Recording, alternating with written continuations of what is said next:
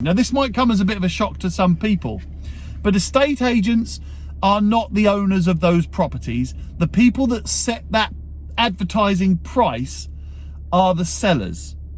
The seller is the only person who can set the advertising price, or that agrees to the advertising or approves the advertising price.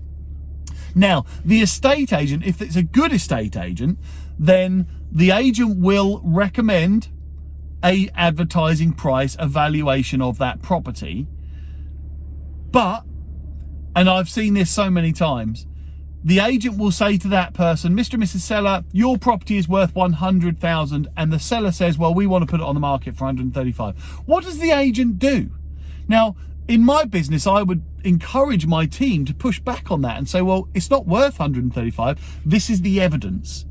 So I propose a strategy like this. That's how I would train and encourage my team to do it. Set a strategy. You might start at, let's say, 125, see how the market is, but the seller has to know that after 2 weeks we're going to bring it down to 115, after another 2 weeks we're going to bring it down to 105, and so on and so on and so on. The seller has to know that, because the agent's job is to sell a property, but we're having to sell a property and we're taking responsibility to sell a property at a price that is dictated by the seller.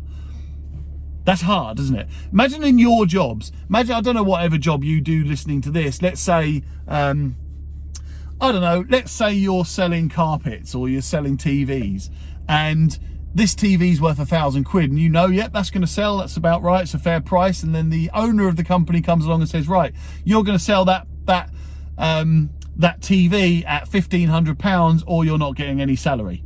What? I know. So that's generally what it is. You want me to sell a product for you, but you want to dictate the price, and it's completely overpriced.